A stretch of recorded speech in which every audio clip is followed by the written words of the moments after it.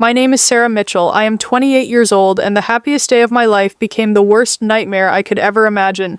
On the night of my wedding, I lost my husband. What everyone believed was a tragic accident turned out to be something far more terrifying. A week later, the man driving the truck finally confessed a secret that changed everything I thought I knew about my life. But before I discovered the truth, I had to survive the heartbreak that nearly destroyed me.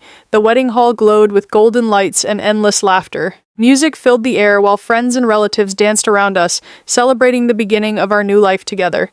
Standing beside me was my husband, Ethan Parker, the man I had loved for years. He held my hand tightly throughout the evening, as if he never wanted to let go. Every time I looked at him, he smiled back with the same warmth that had made me fall in love with him in the first place. After years of dreaming, planning, and overcoming obstacles together, we had finally become husband and wife.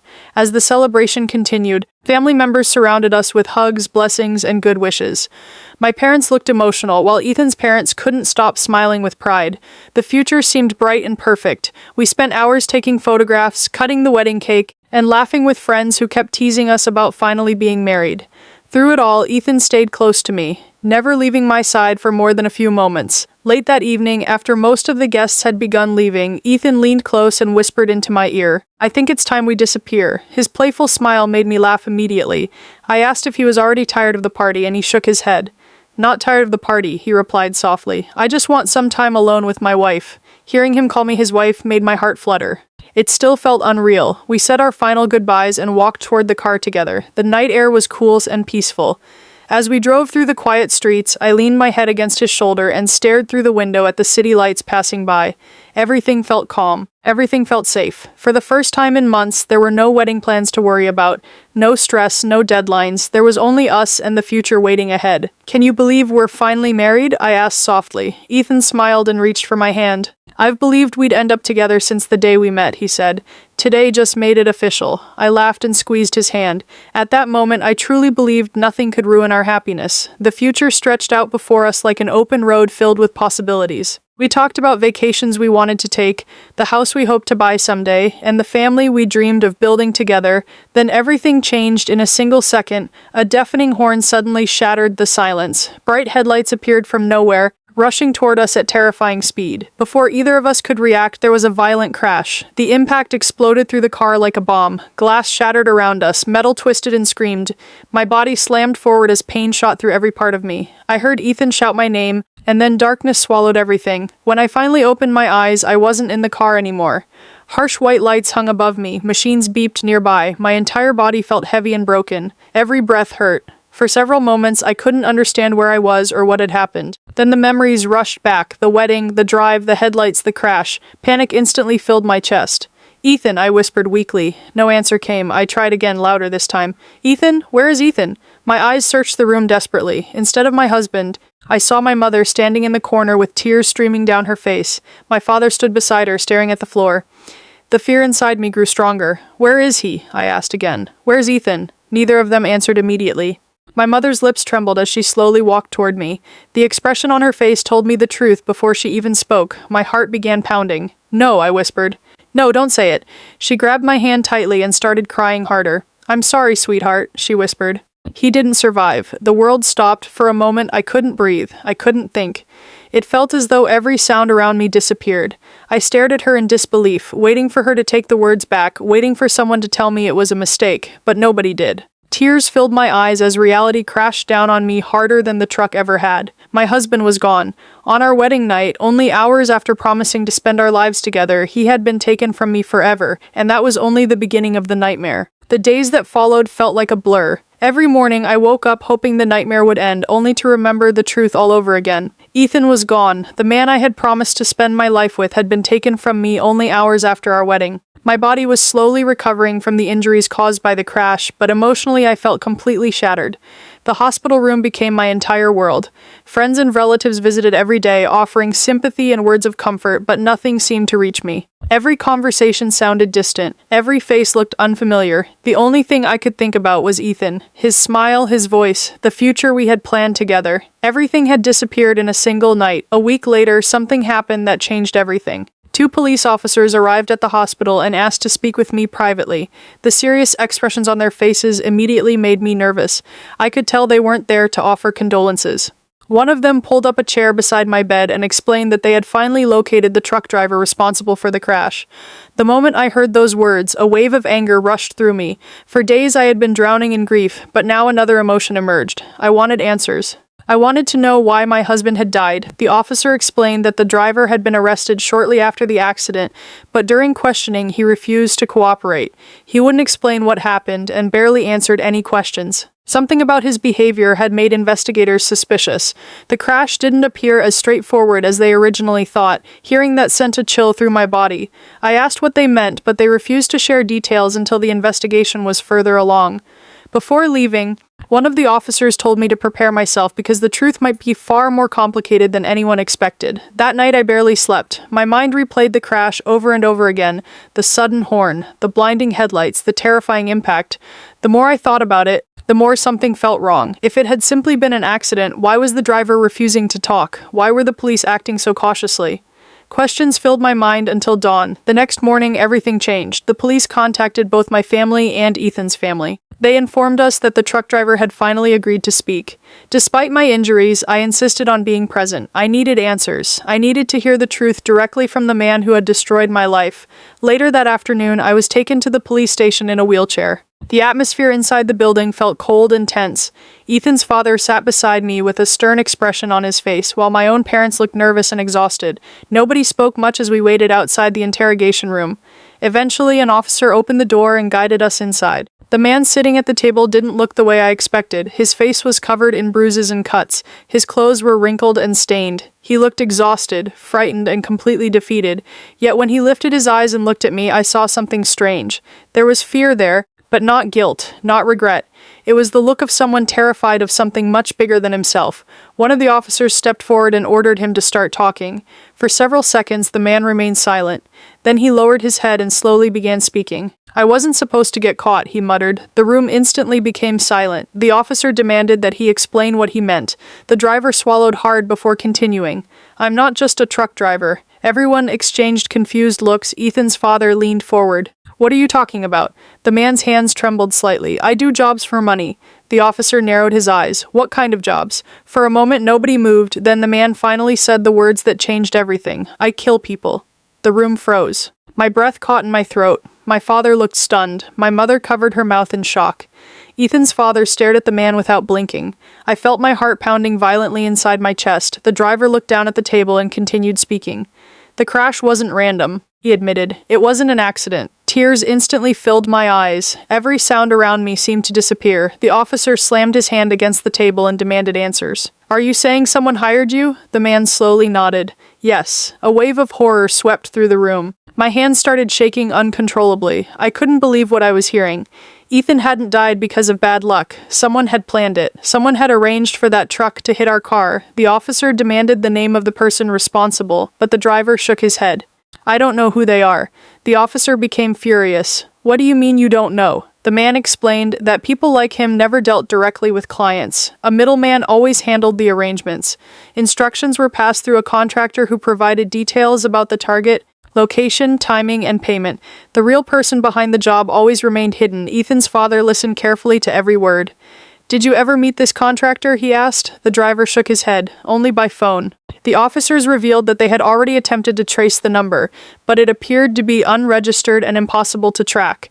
Whoever organized the attack had carefully covered their tracks. A heavy silence settled over the room. For the first time since the crash, I understood something terrifying. This wasn't an accident. This wasn't bad luck. Someone had wanted me dead. And somewhere out there, the person responsible was still free. As we left the police station that day, one thought refused to leave my mind. Whoever planned the attack knew exactly where we would be on our wedding night. They knew our route. They knew the timing, and that meant the person behind it wasn't a stranger. It had to be someone close to us, someone we trusted. Someone who had been smiling at our wedding only hours before Ethan was killed. The revelation at the police station changed everything. Before that day, I believed I was the victim of a terrible accident. Now I knew someone had deliberately tried to kill me. The knowledge haunted me every waking moment. Every time I closed my eyes, I saw the truck racing toward us. Every time my phone rang unexpectedly, my heart jumped. The world no longer felt safe. I couldn't stop wondering who would want me dead and why. More importantly, I couldn't stop thinking about what the truck driver had said. Whoever planned the attack knew our wedding schedule, our route, and the exact moment we would be on that road. That information wasn't public. It had come from someone close to us. Over the following weeks, the police continued their investigation, but progress was painfully slow. They searched for the mysterious contractor, traced phone records, reviewed financial transactions, and followed every lead they could find. Unfortunately, each trail ended the same way. The contractor seemed to have vanished completely. The phone number used to contact the driver led nowhere. The payments had been routed through multiple accounts. It was as if someone had carefully erased every trace of their involvement before the attack even happened. The police assured us they were doing everything possible, but I could see their frustration growing. They were chasing a ghost. While the official investigation struggled, Ethan's father refused to sit back and wait. Richard Parker was not a man who accepted failure. He had built a successful business empire over decades and was known for getting answers when others couldn't. Losing his son had broken his heart, but it had also fueled his determination. One evening, while we sat together in his study, he looked directly at me and said, "The police may eventually find the truth, but I'm not willing to wait. Whoever did this took my son from me. I will find them." For the first time since Ethan's death, I saw something dangerous behind his grief. It wasn't rage, it was resolve, and I believed him. Over the next several weeks, Richard used every resource available to him. He hired private investigators, contacted former associates, and reached out to people who specialized in finding information others wanted hidden. While the police followed official procedures, Richard's team worked quietly behind the scenes. They examined financial records, communication histories, and personal connections. Nothing was overlooked. Meanwhile, I tried to rebuild some sense of normal life. My physical injuries were improving, and eventually I was discharged from the hospital. But emotionally, I felt more lost than ever. Every room in the house reminded me of Ethan. Every photograph brought fresh pain. At night, I often found myself staring at our wedding pictures, struggling to understand how happiness had turned into tragedy so quickly. The worst part wasn't the grief, it was the uncertainty. I knew someone had stolen my future, but I didn't know who. As the weeks passed, suspicion slowly began creeping into my thoughts. I hated myself for it, but I couldn't stop analyzing every person around me. Friends, relatives, coworkers, even distant acquaintances. The truck driver had said the person responsible likely knew us well. That meant the answer could be much closer than I wanted to believe. Every smile suddenly seemed suspicious.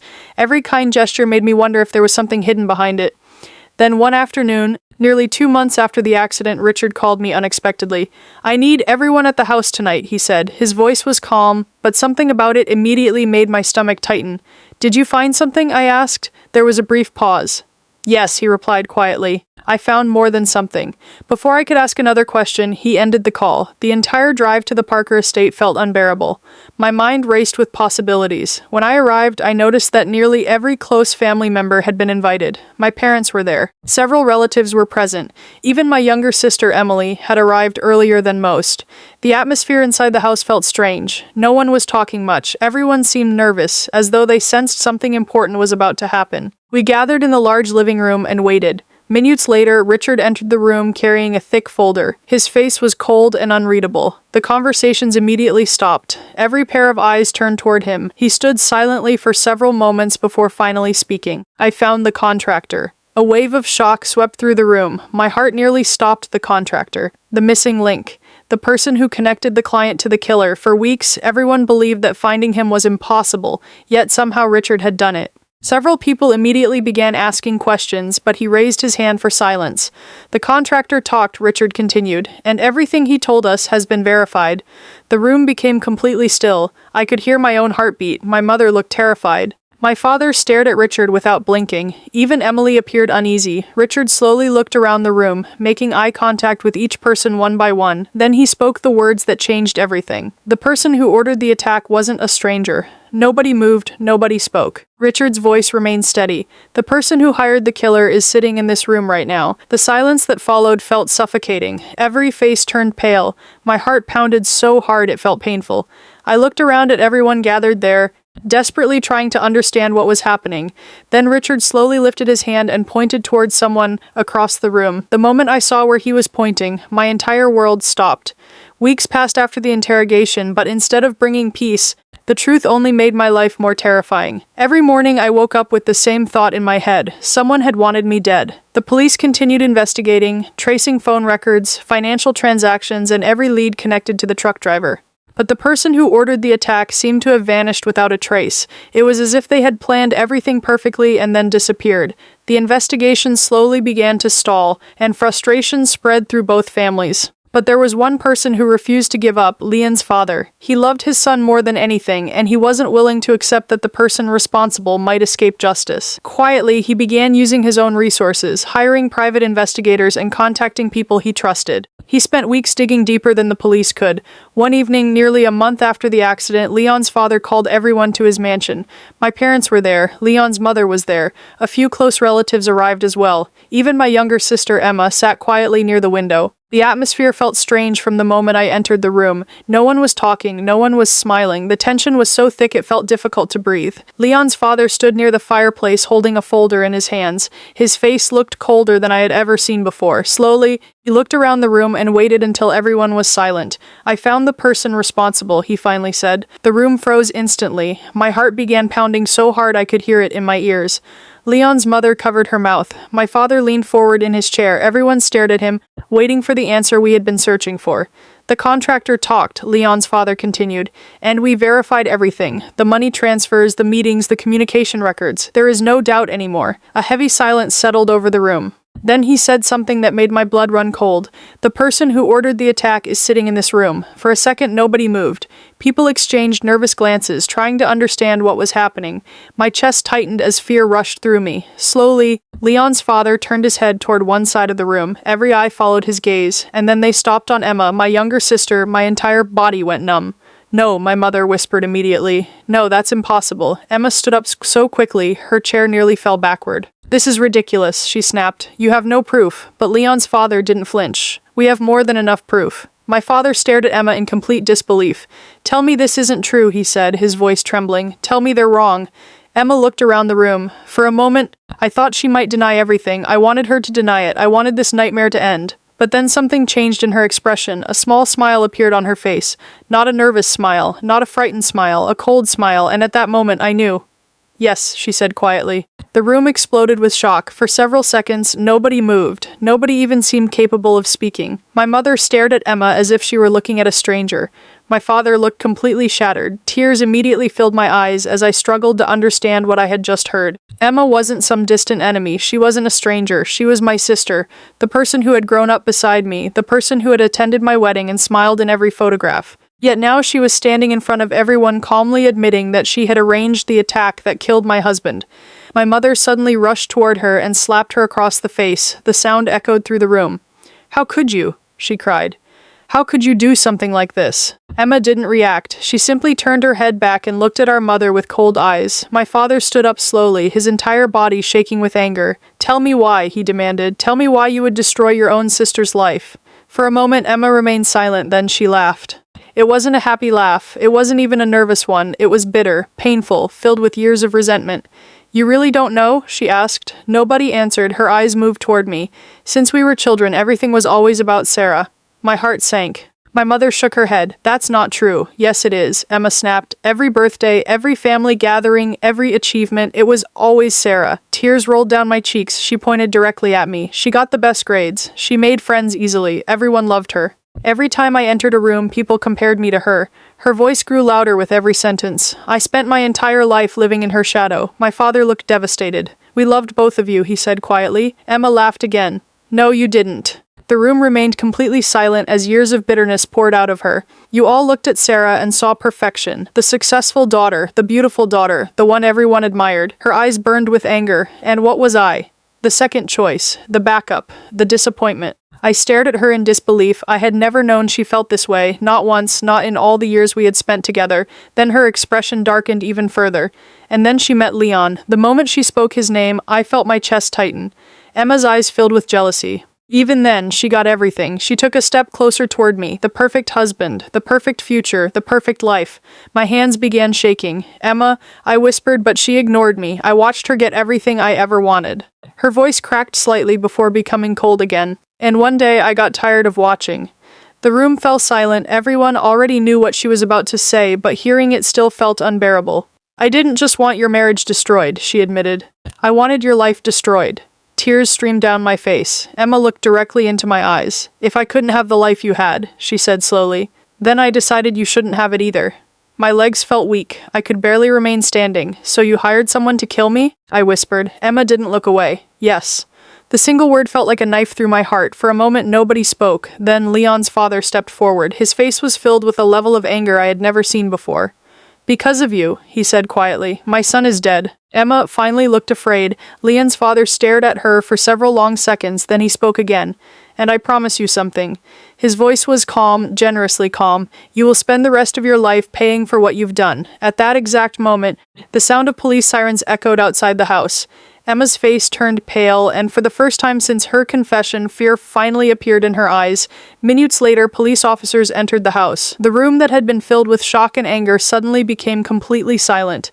Nobody moved as two officers walked directly toward Emma. For the first time since her confession, she looked frightened. The confidence she had shown only moments earlier was gone. Reality was finally catching up to her. One of the officers informed her that she was under arrest for conspiracy to commit murder, hiring a contract killer, and causing the death of Leon Parker. Emma looked around the room desperately, as if hoping someone would stop them. Nobody did. My mother stood crying near the wall. My father looked broken beyond words. Leon's mother couldn't even look at her.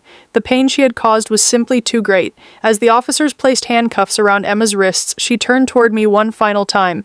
For a brief moment, I thought she might apologize. I thought she might finally show some remorse for everything she had done. But she didn't. Instead, she simply lowered her eyes. Whether it was shame, regret, or defeat, I couldn't tell. Then the officers led her out of the room and closed the door behind them. The silence that followed felt overwhelming. My mother collapsed into a chair and began sobbing uncontrollably. My father sat beside her, staring at the floor. The daughter they loved had become responsible for the death of an innocent man. No parent could ever prepare for that kind of truth. As for me, I felt completely empty. I had spent weeks searching for answers, believing the truth would somehow bring peace. But standing there, I realized some truths only create new wounds. The following months were difficult for everyone involved. The investigation continued, and every piece of evidence confirmed Emma's confession. Financial records connected her to the contractor. Phone records proved she had arranged the attack weeks before the wedding. There was no longer any doubt. The case moved quickly through the courts because the evidence was overwhelming. During the trial, I was forced to relive everything: the wedding, the crash, the hospital, Leon's death. Every painful memory returned. Several times I wanted to walk away, but I knew I owed it to Leon to stay strong. He deserved justice. His family deserved justice. And no matter how painful it was, the truth needed to be heard. When the final verdict arrived, the courtroom fell silent. The judge sentenced Emma to life imprisonment without the possibility of early release.